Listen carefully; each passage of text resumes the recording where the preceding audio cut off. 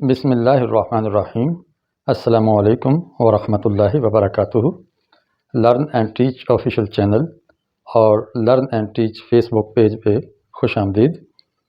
اس channel پہ بہت سی سرگرمیاں جاری ہیں، جس میں تجوید، عربی گرامر، فارسی گرامر، درس قرآن، درس حدیث اور اقبالیات، بیت بازی اور تعلیمی ادارے کی سرگرمیاں اور تربیتی نظام، مختلف تجربات اور مشاہدات اور حاصل مطالعہ، اسی طرح درس سیرت کا بھی سلسلہ شروع ہوگا۔ مختلف چیزیں اس چینل پہ آپ کو سننے اور دیکھنے کو ملیں گی۔ آپ اس چینل کو نئے ہیں تو سبسکرائب کر لیجئے، تاکہ یہ سارے فیوز و برکات اور تمام علمی سلسلے میں آپ کو بھی فائدہ حاصل رہے اور آپ اس فیض سے فیض یاب ہو سکیں۔ آج ہمارا سبق ہے درس تجوید کا۔ درس تجوید میں ہم 7 سبق پڑھائیں گے آپ کو: مخارج، حرکات، مدات، اظہار، اخفاء، ادغام، اقلاب۔ ادغام اور اخفاء کا ضمنی سبق ہے غنہ۔ یہ 7 اسباق آپ کو پڑھائے جا رہے ہیں۔ پہلا سبق ہمارا ہو چکا ہے مخارج کا، آج دوسرا سبق ہے۔ اس کے اندر ہم حرکات آپ کو سکھائیں گے۔ حرکت کیا ہے کہ ہم حرف کو حرکت دے کے یا اس کی آواز اوپر پھینکتے ہیں، یا اس کی آواز نیچے پھینکتے ہیں، یا اس کی آواز سامنے پھینکتے ہیں، یا اوپر یا نیچے یا سامنے۔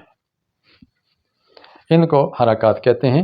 اوپر کی فارسی ہے زبر اور نیچے کی فارسی ہے زیر، فارسی زبان میں کہتے ہیں زیر، اور سامنے کو فارسی زبان میں کہتے ہیں پیش۔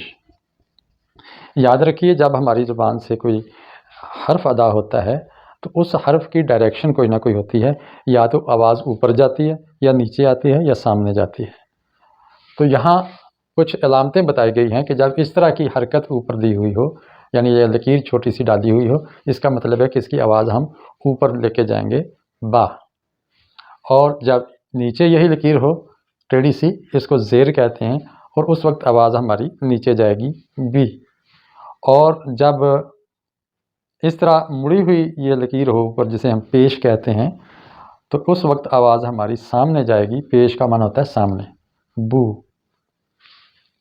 اسی کو عربی میں زبر کو کہتے ہیں فتح، فتح، اور زیر کو کہتے ہیں کسرہ، اور پیش کو کہتے ہیں ضمہ۔ فتح کا معنی ہوتا ہے کھلنا، تو جب ہم آواز اوپر پھینکتے ہیں تو ہمارا منہ کھل جاتا ہے۔ جب ہم زبر پڑھتے ہیں تو ہمارا منہ کھل جاتا ہے با، با۔ فتح کا معنی ہے کھلنا، اوپن ہو جانا۔ اور جب ہم زیر پڑھتے ہیں تو آواز نیچے گر جاتی ہے۔ کسرہ کا معنی ٹوٹ کر نیچے گرنا، ٹوٹنا، بی۔ اور جب ہم پیش پڑھتے ہیں تو ہمارے ہونٹ آپس میں مل جاتے ہیں، بو، بو۔ دیکھیں ہونٹ دونوں کنارے مل گئے ہیں، صرف درمیان میں ہوا نکلنے کے لیے تھوڑی سی جگہ ہے چونچ کی طرح، تو ضم ہو جاتے ہیں۔ ضمہ کا معنی ہوتا ہے مل جانا، تو اس میں ہونٹ مل جاتے ہیں۔ تو یہ فتح، کسرہ اور ضمہ کو یاد رکھیے گا۔ اب ہم نے دیکھا کہ جو زبر، زیر، پیش، یہ 3 حرکات ہیں۔ کچھ سکانات بھی ہیں۔ سکانات یعنی کبھی حرف پر ایک جزم ہوتی ہے اور کبھی شد ہوتی ہے۔ یہ ان 3 کو حرکات کہیں گے، اور ان 3 کو ہم سکون کہیں گے۔ سکون یعنی ہماری آواز ساکن ہو جاتی ہے۔ اس کا دوسرا نام جزم ہے۔ جزم کا معنی ہوتا ہے پکا ہو جانا، آواز اس پر جم جاتی ہے، جیسے اب وہیں جم گئی آواز، تو ساکن ہو گئی آواز، اس لیے اس کو جزم کہتے ہیں۔ اس طرح کی علامت مڑی ہوئی ہوگی۔ یہ جو ہے، یہ اس میں آواز شدت اختیار کرتی ہے، اس لیے اس کو تشدید کہتے ہیں۔ تشدید بھی کہتے ہیں اور اس کو شد بھی کہتے ہیں۔ اس حرکت کو شد بھی کہتے ہیں اور تشدید بھی۔ اور یہ پڑھنی ہو تو اس کے پیچھے لازمی کوئی حرکت ہونی چاہیے، کوئی اور حرف ہونا چاہیے۔ اس کو پڑھنے کے لیے بھی پیچھے کوئی اور حرف ہونا چاہیے جس پر کوئی حرکت ہو۔ اب شد کے کو ہم خالی نہیں پڑھ سکتے جب تک اس پر زبر یا زیر یا پیش نہ ہو۔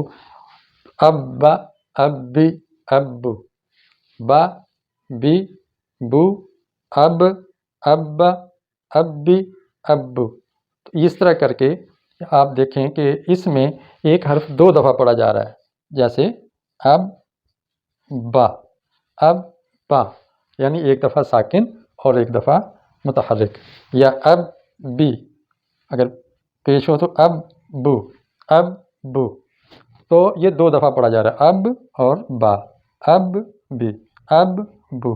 تو یہ 2 حرف ان دونوں کو الگ الگ لکھنے کی بجائے ایک کر لیا جاتا ہے اور اس کے اوپر ڈبل کی نشانی یہ شاد ڈال دی جاتی ہے اور اس میں شدت پیدا ہو جاتی ہے۔